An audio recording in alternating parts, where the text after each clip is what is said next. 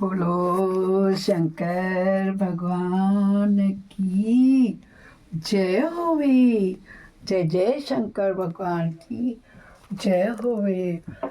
सभी शिव प्रेमियों को मंजू पंत का हर हर महादेव, हर हर महादेव।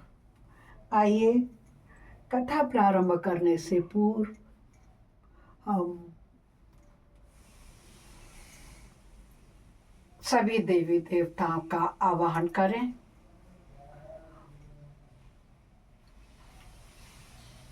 शिव पुराण एक ऐसी कथा है, इसको जितनी बार आप सुनेंगे उतनी बार अच्छा लगेगा। पर से भगवान लोग भी सुनने के लिए आते हैं। इस कथा को सुनने का बहुत महत्व है। जितनी ज्यादा बार सुनेंगे उतनी बार पुण्य के भागी होते जाएंगे, अपने पापों से छुटकारा मिलेगा। गजाननं भूतगणादिसेवितं कल्पितजम्बूफलचारुभक्षणम् उमासुतं शोकविनाशकारकं नमामि विघ्नेश्वरपादपङ्कजं नीलाम्बुश्यामलकोमलाङ्गं सीतासमारोपित्वां भागं पाणो महासायकचारुचापं नमामि रामं रघुवंशनाथं कर्पूरगौरं करुणावतारं संसारसारं भुजगेन्द्रहारं सदा वसन्तं हृदयारविन्दे भवं भवानी सहितं नमामि। त्वमेव माता च पिता त्वमेव बन्धुश्च सखा त्वमेव विद्या द्रविणं त्वमेव सर्वं मम देवदेव। गुरुर्ब्रह्मा गुरुर्विष्णु गुरुर्देवो महेश्वर गुरु साक्षात् परब्रह्म तस्मै श्री गुरुवे नमः।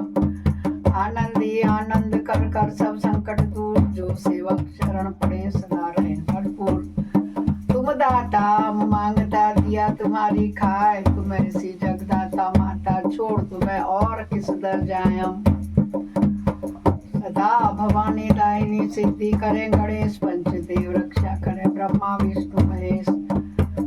सर्वे भवन्तु सुखिनः सर्वे सन्तु निरामया सर्वे भद्राणि पश्यन्तु मा कश्चित् दुःखात् भवेत् मा कश्चित् दुःखात् भवेत् मा कश्चित् दुःखात् भवेत्। हम कथा सुनाते हैं भक्तों, हम कथा सुनाते हैं। कौन सी?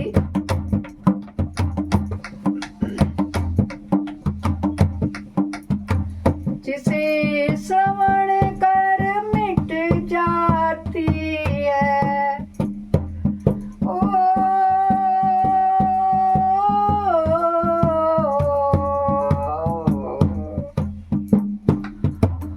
जिसे श्रवण कर मिट जाती है, जन्म जन्म की व्यथा यही है शिव शंकर की कथा। यही है भोले बाबा की कथा, यही शिव शंकर की कथा है, यही भोले बाबा की कथा।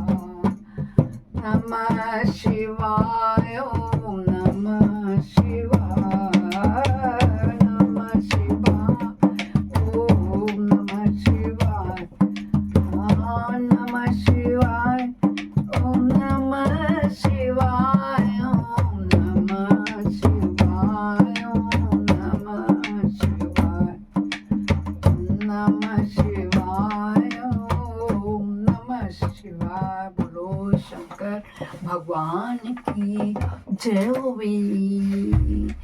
गिरिजापति भोलेनाथ की जय होवे। जय जय शंकर भगवान की जय। भक्तों, कल हमने आपको 26वां अध्याय सुनाया था ना, जिसमें हमने बताया था कि काल से जीतने के उपाय बताया का वर्णन किया था। अभी मैं देख के स्पष्ट कर देती हूँ। हाँ, काल को जीतने का उपाय बताया था। नवदा शब्द ब्रह्म एवं तुंकार के अनुसंधान और उससे प्राप्त होने वाली सिद्धियों का वर्णन किया था। 26वां अध्याय था। आज हम 27वें अध्याय में प्रवेश कर रहे हैं। जिसमें हम काल या मृत्यु को जीतकर अमरत्व प्राप्त करने की 4 यौगिक साधनाएं। कौन कौन सी? प्राणायाम, भ्रूमध्य में अग्नि का ध्यान, मुख से वायुपान तथा मुड़ी हुई जो जीवा गले की घाटी का स्पर्श। कठिन तो है, लेकिन उपाय कितने सरल हमको अपने ही धार्मिक ग्रंथों में, अपने ही घरों के अंदर मिलते हैं, जिनको हम जानते ही नहीं, समझते ही नहीं, सुनते ही नहीं, कभी सुना ही नहीं। पहली बार मेरे चैनल में आ रहे हैं तो सब्सक्राइब करके आइकन बेल प्रेस कर दीजिए। सबसे पहले आपके पास ऐसे ही धार्मिक ग्रंथों का अध्ययन, भजन कीर्तन पहुंचेगा। खुद सुने, औरों को भी सुनाएं, अपना ही जीवन पवित्र ना करें, सबको साथ लेकर या सबका भला होने की सोचिए, तब अपना भी भला हो जाएगा। बोलो शंकर भगवान की जय होवे। जय जय भोलेनाथ, जय शंकरनाथ, जय डमरू वाले की जय होवे, भोले बाबा की जय होवे। अब पार्वती बोली शिव जी से, क्या बोली? प्रभु, यदि आप प्रसन्न हैं तो योगी योगाकाश जनित वायु पद को जिस प्रकार प्राप्त होता है वह सब मुझे बताइए। भगवान शिव ने कहा, सुंदरी, पहले मैंने योगियों के हित की कामना से सब कुछ बता दिया है, जिसके अनुसार योगियों ने काल पर विजय प्राप्त की थी। योगी जिस प्रकार वायु का स्वरूप धारण करता है उसके विषय में भी कहा गया है। इसलिए योग शक्ति के द्वारा मृत्यु दिवस को जानकर प्राणायाम में तत्पर हो जाए। ऐसा करने पर आधे मास में ही वह आए हुए काल को जीत लेते हैं। कौन कह रहा है? शंकर भगवान। किससे कह रहे हैं? पार्वती जी से। हृदय में स्थित हुई प्राणवायु सदा अग्नि को दीप्त करने वाली होती है, उसे अग्नि का सहायक बताया गया है। यह वायु बाहर और भीतर सर्वत्र व्याप्त और महान है। ज्ञान, विज्ञान, उत्साह सबकी प्रवृत्ति वायु से ही उत्पन्न होती है। जिसने यहाँ वायु को जीत लिया उसने इस संपूर्ण जगत पर विजय पा ली है। साधक को चाहिए कि वह जरा और मृत्यु को जीतने की इच्छा से सदा धारणा में स्थित है, क्योंकि योग परायण योगी को भली भांति धारणा और ध्यान में तत्पर रहना चाहिए। जैसे लोहार मुख से धोखने को फूक फूक मारकर उस वायु के द्वारा अपने सब कार्य को सिद्ध कर लेता है, उसी प्रकार योगी को भी प्राणायाम का अभ्यास करना चाहिए। प्राणायाम के समय जिनका ध्यान किया जाता है वे आराध्य देव परमेश्वर सहस्त्रों मस्तक, नेत्र, पैर और हाथों से युक्त हैं तथा समस्त ग्रंथियों को आवृत्त करके उनसे भी 10 अंगुल आगे स्थित हैं। आदि में व्याहृति और अंत में शिरो मंत्र सहित गायत्री का 3 बार जाप करें और प्राणवायु को रोके रहें। कि प्राणों की इस आयाम का नाम ही प्राणायाम है। चंद्रमा, सूर्य और आदि जो ग्रह जा जाकर लौट आते हैं ना, परंतु प्राणायाम पूर्वक ध्यान परायण योगी जाने पर आज तक नहीं लौटे हैं, अर्थात वो मुक्त हो गए हैं, मोक्ष को प्राप्त हो गए। बोलो शंकर भगवान की जय हो। हे देवी, जो द्विज 100 वर्षों तक तपस्या करके कुशों के अग्रभाग से एक बूंद जल पीता है, वह जिस फल को पाता है वही ब्राह्मणों को एकमात्र धारणा अथवा प्राणायाम के द्वारा मिल जाता है। जो द्विज सवेरे उठकर एक प्राणायाम करता है वह अपने संपूर्ण पापों को शीघ्र ही नष्ट कर देता है और ब्रह्मलोक को जाता है। जो आलस्य रहित हो सदा एकांत में प्राणायाम करता है वो जरा और मृत्यु को जीतकर वायु के समान गीत गतिशील हो आकाश में विचरता है। यह सिद्धों के स्वरूप कांति और मेघा पराक्रम शौर्य को प्राप्त कर लेता है। उसकी गति वायु के समान हो जाती है तथा उसे इस प्रहरणीय सौख्य परम सुख की प्राप्ति होती है। बोलो शंकर भगवान की जय होवे। जय जय भोलेनाथ की जय होवे। देवेश्वरी, योगी जिस प्रकार वायु से सिद्धि प्राप्त करता है वह सब विधान मैंने तो तुम्हें बता दिया है।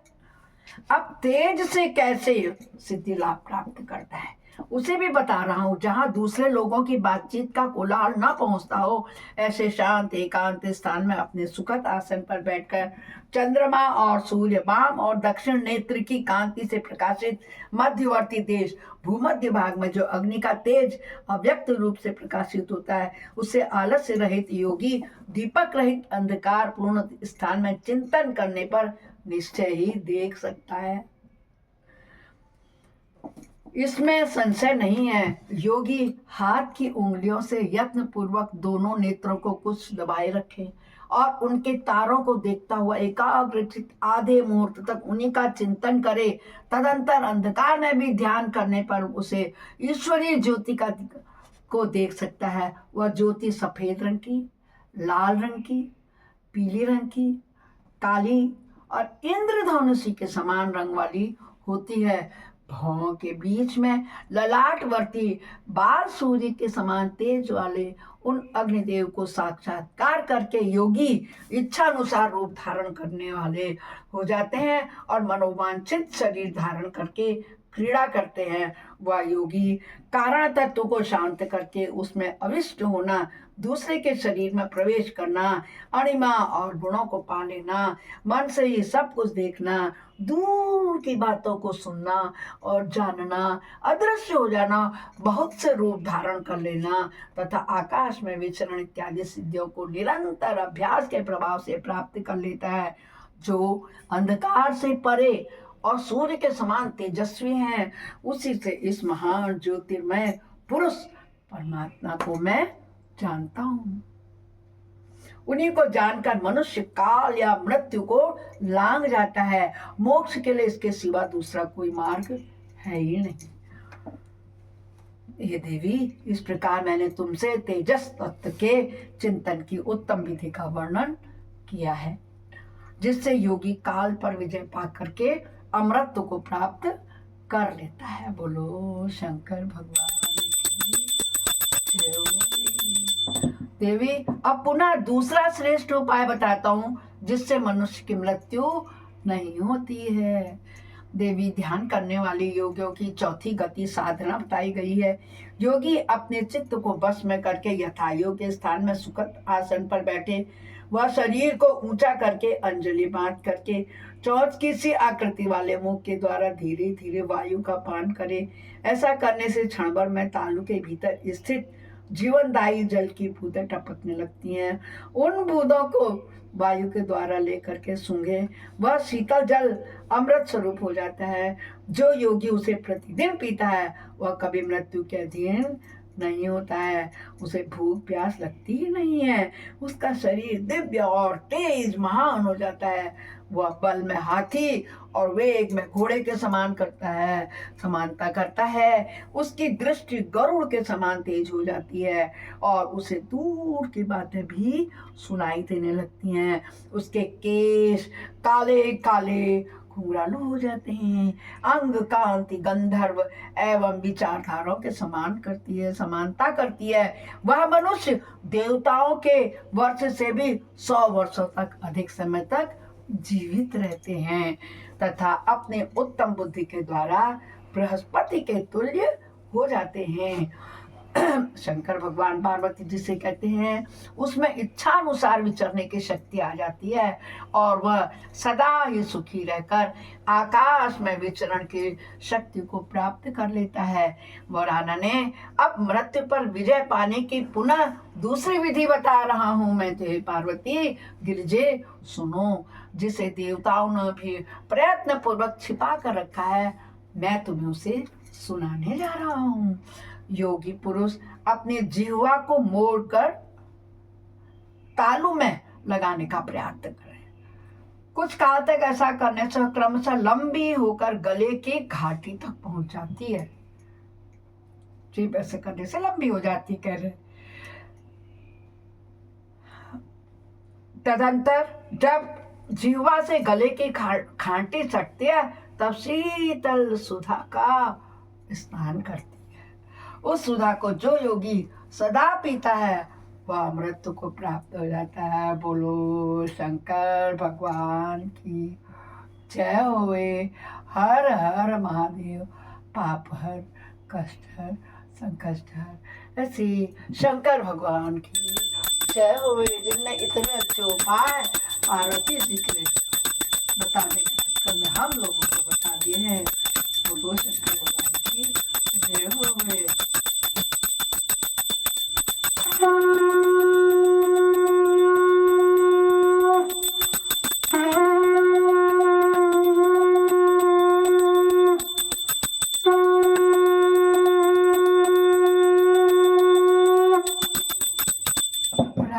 सहस्राणि क्रियन्ते अनिशमया नाशमिते ममतां क्षमयस्व परमेश्वरी। आवाहनं न जानामि विसर्जनं पूजां च न जानामि क्षम्यतां परमेश्वरी। मंत्रहीनं क्रियाहीनं भक्तिहीनं सुरेशः यद् पूजितं मया देव परिपूर्णं तदस्मि। हे शंकर भगवान, मेरे द्वारा होने वाले दिन भर में अनचाहे जो भी पाप कष्ट होने आप क्षमा कर दे। बोलो हर हर हर महादेव।